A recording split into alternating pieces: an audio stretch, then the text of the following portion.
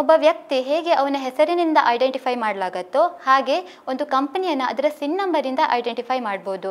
ಈ ಸಿನ್ ನಂಬರ್ ಅನ್ನೋದು corporate identification number ಆಗಿರುತ್ತೆ. ಇದು 21 ಡಿಜಿಟ್ಸಿನ ಆಲ್ಫಾ ನ್ಯೂಮರಿಕ್ ನಂಬರ್ ಆಗಿರುತ್ತೆ. ಇದನ್ನು ನಾವು ಕೇರ್ಫುಲ್ ಆಗಿ ನೋಡಿದರೆ ಇದರಲ್ಲಿ ಹಲವಾರು ವಿಷಯಗಳು ನಮಗೆ ತಿಳಿದು ಬರುತ್ತೆ. ಇದರ ಮೊದಲನೆಯ ಲೆಟರ್ ನಮಗೆ ಅದು ಅದರ ಲಿಸ್ಟಿಂಗ್ ಸ್ಟೇಟಸ್ ಅನ್ನು ನಮಗೆ ತಿಳಿಸ್ಕೊಡುತ್ತೆ. ಅದು ಅನ್ಲಿಸ್ಟೆಡ್ ಆಗಿದ್ರೆ ಯು ಇಂದ ಶುರು ಆಗುತ್ತೆ, ಲಿಸ್ಟೆಡ್ ಕಂಪನಿ ಆಗಿದ್ರೆ ಎಲ್ ಇಂದ ಶುರು ಆಗುತ್ತೆ. ಅದರ ನೆಕ್ಸ್ಟ್ 5 ಡಿಜಿಟ್ಸ್ ನಮಗೆ ಅದರ ಇಂಡಸ್ಟ್ರಿ ಕೋಡ್ ಬಗ್ಗೆ ತಿಳಿಸ್ಕೊಡುತ್ತೆ. ಒಂದು ಕಂಪ್ನಿ ಯಾವ ಇಂಡಸ್ಟ್ರಿಗೆ ಸೇರಿದೆ ಅನ್ನೋದು ನಮಗೆ ಈ ಕೋಡ್ನ ಮೂಲಕ ಗೊತ್ತಾಗುತ್ತೆ. ನೆಕ್ಸ್ಟ್ 2 ಡಿಜಿಟ್ಸ್ ನಮಗೆ ಅದರ ಸ್ಟೇಟ್ ಕೋಡ್ ಬಗ್ಗೆ ತಿಳಿಸ್ಕೊಡುತ್ತೆ. ಅದರ ರಿಜಿಸ್ಟರ್ಡ್ ಆಫೀಸ್ ಯಾವ ಸ್ಟೇಟ್ನಲ್ಲಿ ಸಿಚುವೇಟ್ ಆಗಿದೆ ಅನ್ನೋದು ನಮಗೆ ಇದರಿಂದ ಗೊತ್ತಾಗುತ್ತೆ.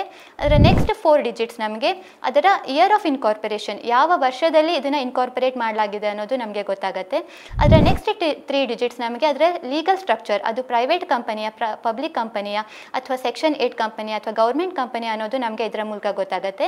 ಅದರ ನೆಕ್ಸ್ಟ್ 6 ಡಿಜಿಟ್ಸ್ ನಮಗೆ ಅದರ ರಿಜಿಸ್ಟ್ರೇಷನ್ ನಂಬರನ್ನು ತಿಳಿಸ್ಕೊಡುತ್ತೆ.